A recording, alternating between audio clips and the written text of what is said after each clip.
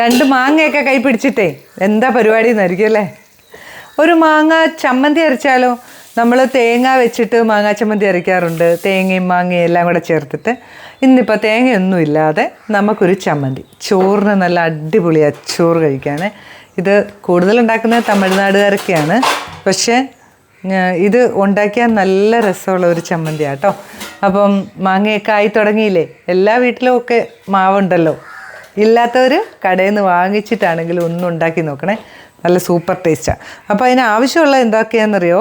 ഞാനിപ്പോൾ 2 മാങ്ങ എടുത്തേക്കുന്നത്. ഒരു 10 അല്ലി ചെറിയുള്ളി എടുത്തിട്ടുണ്ട്, ഒരു 7-8 അല്ലി വെളുത്തുള്ളി, പിന്നെ ഒരു ചെറിയ പിടുത്തം മല്ലിയിലയും 2 കറിവേപ്പില, എരിവിന് ആവശ്യത്തിനുള്ള വറ്റൽമുളക്, പിന്നെ ഉപ്പ് നമ്മൾ ചേർക്കുന്നത്.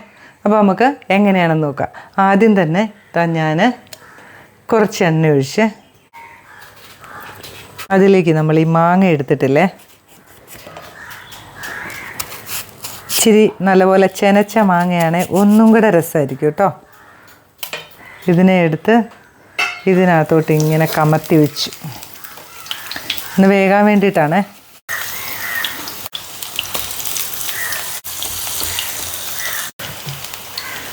മാങ്ങ ഇങ്ങനെ കിടന്നിട്ടൊന്ന് വെന്തോട്ടെ. ഒരു സൈഡ് വെന്ത് കഴിഞ്ഞ് നമ്മൾ തിരിച്ചിടുന്ന സമയം കൊണ്ട് ഈ വെളുത്തുള്ളിയും ചെറിയുള്ളിയും വറ്റൽമുളകൊക്കെ ഇട്ട് കൊടുത്താൽ മതിയേ. മാങ്ങയ്ക്ക് ഇച്ചിരി നല്ലപോലെ ഒന്ന് വേകണം.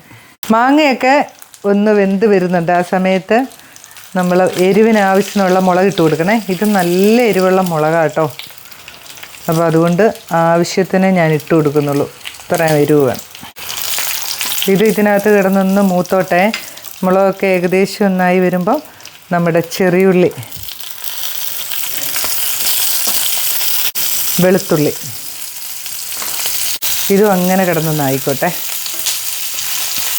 ഇത് ശരിക്കും ചോറുണ്ണാനും നമ്മുടെ കപ്പയില്ലേ, നമ്മൾ ചെണ്ടങ്കപ്പ പുഴുങ്ങത്തില്ലേ, അതുപോലെ തിന്നാനും ഒക്കെ നല്ലതാട്ടോ ഈ ചമ്മന്തി. മാങ്ങയൊക്കെ നമുക്ക് ഒന്ന് തിരിച്ചിടാം. ഉണ്ടോ? ഈ സൈഡും കൂടെ ഒന്നായിക്കോട്ടെ.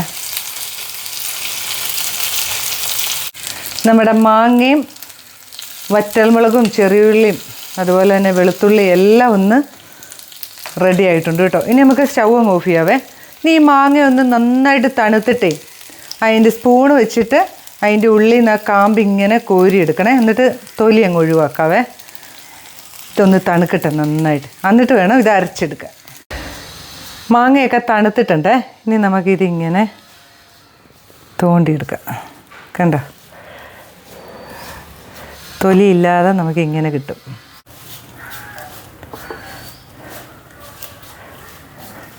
ഇനി ഇതിലേക്ക് പാകത്തിന് ഉപ്പ് വയ്ക്കുന്നു. അരച്ചിട്ട് പോരായ്മ ഉണ്ടെങ്കിൽ വീണ്ടും ചേർക്കാവേ. എല്ലാം കൂടെ നമുക്ക് മിക്സിയുടെ ജാറിലേക്ക് ഇടാം. കറിവേപ്പില, മല്ലിച്ചപ്പ്, ഉപ്പ് എക്സ്ട്രാ ആഡ് ചെയ്തത്. ഇനി ഇതെല്ലാം കൂടെ ഒന്ന് അരച്ചെടുത്തുണ്ട്. 2 മാങ്ങ അരച്ചിട്ട് നമുക്ക് കിട്ടിയ ചമ്മന്തി കണ്ടോ. ഇതാ എന്നാ ടേസ്റ്റാണെന്നറിയോ? ചോറുണ്ണാൻ ഇത് മാത്രം മതി. ഒരു ഉണക്കമീൻ വറുത്തതും ഇച്ചിരി ചമ്മന്തിയും ചോറും കൂടെ ഉണ്ടെങ്കിൽ സൂപ്പറാവും. ഉണ്ടാക്കി നോക്കിയിട്ട് അഭിപ്രായം പറയണേ. നല്ല പുളിയുള്ള മാങ്ങയാണെങ്കിൽ ഒരെണ്ണം കുറയ്ക്കണം, ഒരെണ്ണം എടുത്താൽ മതിയേ. പുളി കുറഞ്ഞതായതുകൊണ്ടാണ് ഞാൻ 2 മാങ്ങ എടുത്തത് കേട്ടോ. അപ്പോൾ ഉണ്ടാക്കി നോക്കിയിട്ട് അഭിപ്രായം പറയണം. കണ്ടോ, ഒരു വെറൈറ്റി ചമ്മന്തി റെഡി ആയിട്ടുണ്ട്.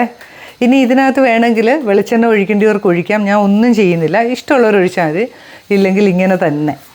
അപ്പം ഉണ്ടാക്കി നോക്കിയിട്ട് അഭിപ്രായങ്ങളൊക്കെ പറയുക. പുതിയൊരു വീഡിയോ ആയിട്ട് ഞാൻ വരുന്നതായിരിക്കും. ബൈ.